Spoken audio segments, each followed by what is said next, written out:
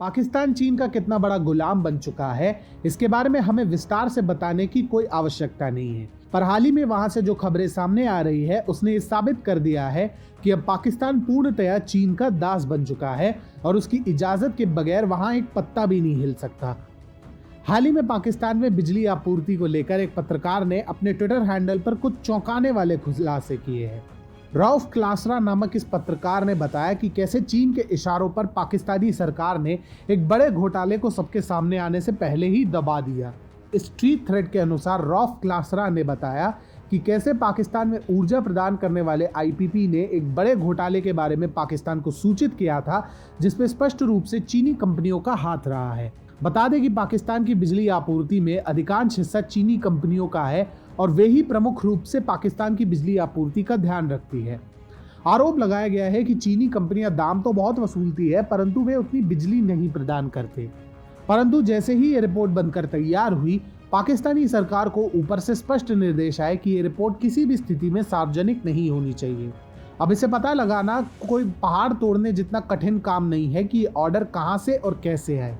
Mohammad Ali commission द्वारा तैयार की गई रिपोर्ट में बताया गया कि कैसे पाकिस्तान को बिजली प्रदान करने वाली जो आईपीपी चीनी कंपनियों के अंतर्गत थी, वह आपूर्ति में धांधलेबाजी कर रही है। इस रिपोर्ट के मुताबिक कराची और सहीवाल में स्थित ये प्लांट अगले 3 दशक में 483 अरब रुपए कमाएगी, जिसका फायदा पूर्ण रूप से चीनी कंपनियों को ही मिलेगा।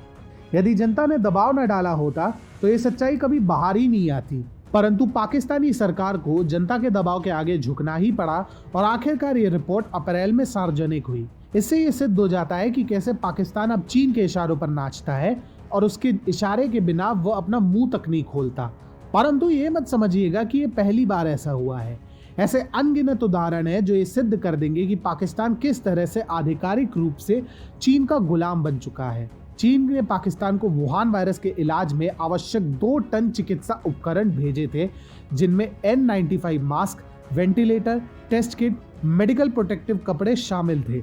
इस्लामाबाद में चीनी दूतावास ने एक बयान जारी कर कहा था, कम से कम 2 ton mask, test kit, ventilator, medical protective equipment इत्यादि पाकिस्तानी अधिकारियों को सौंपे गए हैं। इनकी कीमत करीब 6 करोड़ 70 लाख रुपए है। पाकिस्तान ने यह सब तब स्वीकार किया जब चीन के द्वारा दुनिया के बाकी देशों में भेजे गए खराब मेडिकल किट्स के कारण उन देशों में तबाही मच गई।